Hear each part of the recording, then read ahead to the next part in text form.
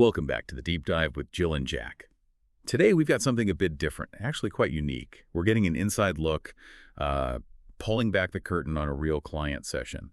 It's shared by a consultant named Jeremy Roadruck with his client, Casey. Right. And this isn't, just theory from a book. It's watching real coaching happen, dealing with some heavy stuff like generational trauma and finding real connection. Exactly. And Jeremy, he's quite the guide for this. His title is men's consultant, but honestly, his experience, it's vast. Over 30 years working with pretty much everyone, men, women, couples, kids as young as 3, elders up to 94. It's incredible. So our goal here, our mission for this deep dive, is to really pull out the key insights, the frameworks Jeremy uses with Casey, specifically around these 2 major themes she brought up. Healing these deep narcissistic family wounds, and also figuring out how to find and keep true love in her marriage. That's a lot to tackle. Yeah. But Jeremy seems to start with this really fundamental idea that shifts how you even think about conflict.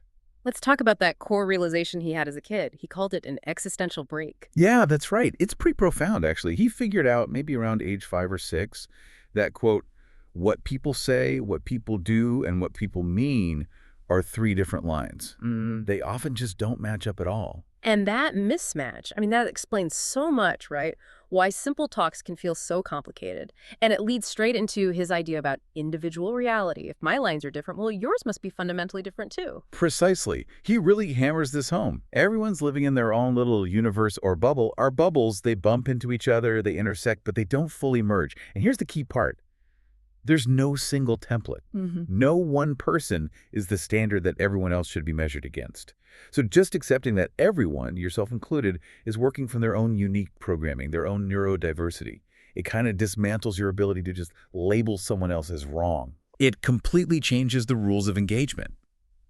And Casey's situation, the one she brought to him, it really puts a spotlight on why this is so vital. She's in Virginia trying to mend things with her mother, who she describes as having these, well, narcissistic tendencies. Yeah, the classic stuff. Super defensive, shuts down conversations, blames Casey for everything, constantly comparing her.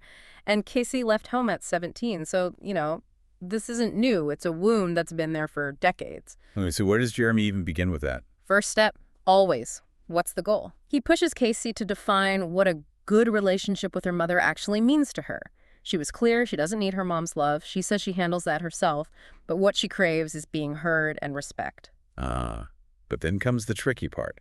He pushes her to define respect without using the word respect. Like, what does it physically look like? What does it sound like? What are the actual behaviors? Exactly, because if you can't articulate it, you can't really ask for it effectively. And maybe more importantly, you wouldn't even recognize it if you were getting it.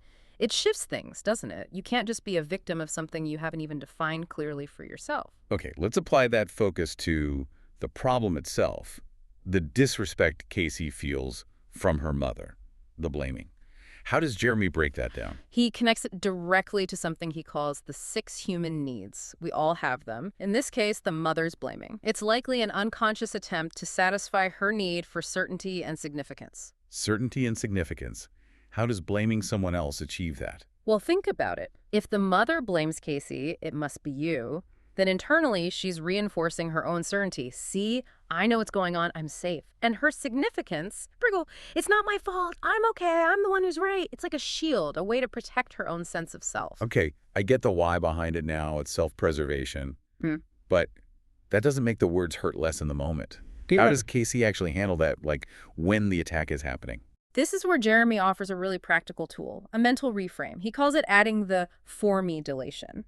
So if the mother says, you're not good enough, Casey needs to consciously, internally add to that sentence. She hears it as, you're not good enough for me as I understand you to be. That sounds powerful. Yeah. But also really hard to do when you're feeling attacked, especially by your mother. Right. That requires some serious mental muscle, right? Oh, absolutely. It takes practice. And Jeremy connects this difficulty back to where Casey is placing her power. He basically says she's giving her mother the power to hurt you because of an unvoiced or unrealized expectation. The expectation that her mother should be different or should change. So if Casey lets go of that expectation, the power shifts. Exactly. If she removes the expectation, she kind of disarms the attack. The sting lessens because she's not waiting for something her mother might not be capable of giving. So it's less about trying to change her mother and more about appreciating the reality of who her mother is right now. Yes. The analogy he uses is fantastic. Dogs bark and cats meow. You don't yell at your cat because it isn't barking like the dog next door. You appreciate the cat for being a cat.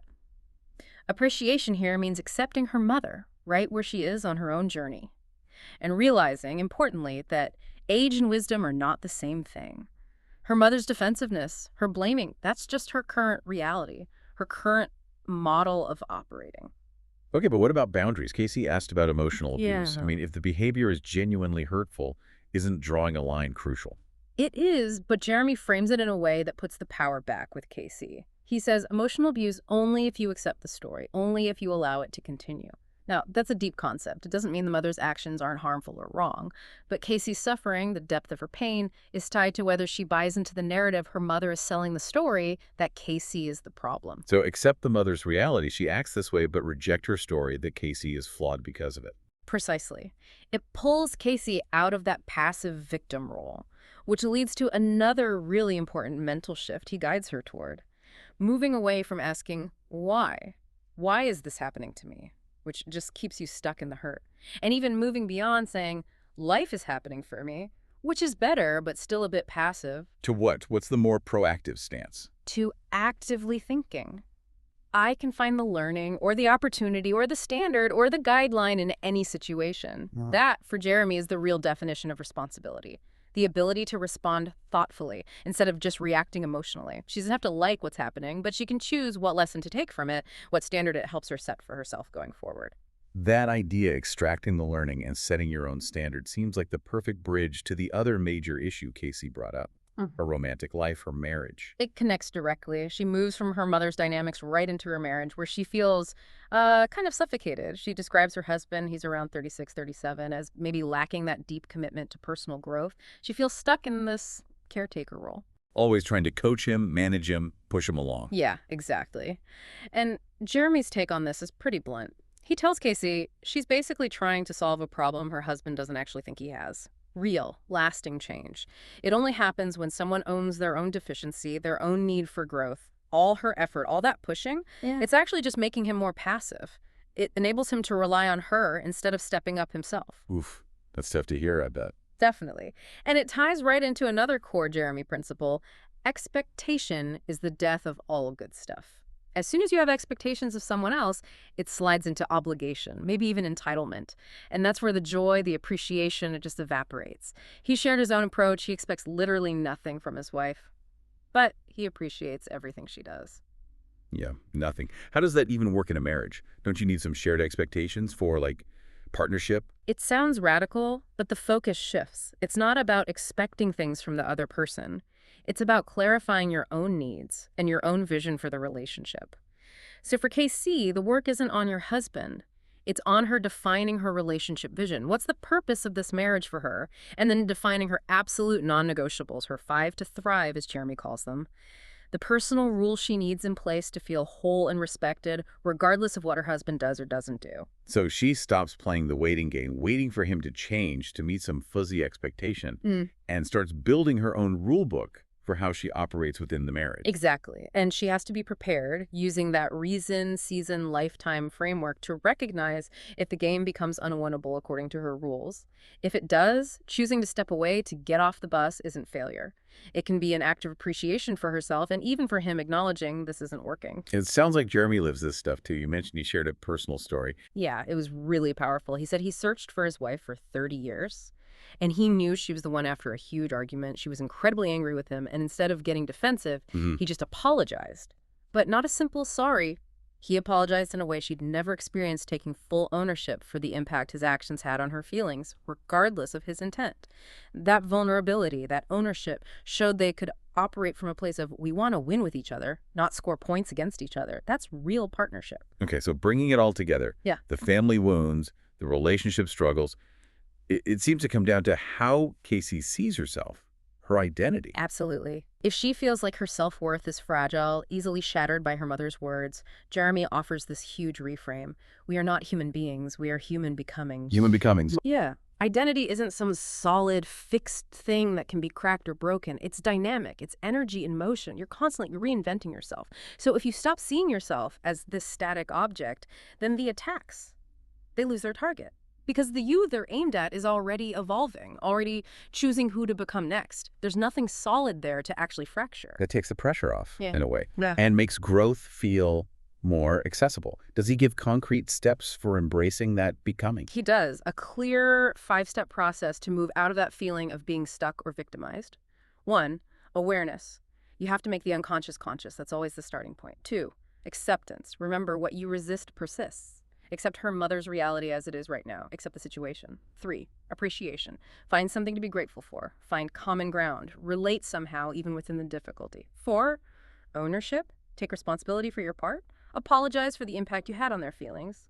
And 5, responsibility. The ability to respond proactively, choosing your action rather than just reacting based on old patterns or wounds. That's a solid framework. So at the end of their session, Casey was still grappling with her marriage, right? Yeah. She asked about leaving. She did. She was looking for validation, maybe permission. And Jeremy, true to form, didn't give her an easy answer. He made it clear no one else can decide that for her. But if she keeps doing what she knows doesn't work, staying in that caretaker role, waiting for him to change when he hasn't shown signs of wanting to, then she's actively choosing to give away her power. So if she does choose to leave, Then she leaves clean. With appreciation, not blame. She can state her reality clearly. Look, I just can't figure out how to win with you right now. It's not working for me. So, for my own well-being, and honestly, maybe for yours too, I need to step back. It's about defining her own path based on her needs and her standards. wow. Okay, so wrapping this up for you, the listener, Mhm. what's the big takeaway here? It seems the real power to shift things, whether it's difficult family stuff or relationship dynamics, isn't about trying to control other people. Not at all. It's about defining your reality, your needs, your standards. It's about consciously letting go of those expectations that just cause pain. And then, really crucially, looking for the learning, the guideline in every single situation, no matter how tough it feels. And remembering that you're not static. You're a human becoming. You get to define who you are and who you're becoming with every choice, every standard you uphold. Exactly. Every conversation, even the really hard ones, even the conflicts, they're all opportunities. Chances to clarify who you are, what you truly value, and what you will and won't accept in your life. That ability to choose, grounded in knowing your needs and accepting others' realities, that's where your real strength lies. Powerful stuff. And really practical insights from Jeremy's work. If you were listening and felt a connection to this approach, if you want to book some time with Jeremy yourself, you can get on his schedule at www.leadlikeaking.com/book-now, or just hit the link we'll put in the comments. Thanks for diving deep with us today.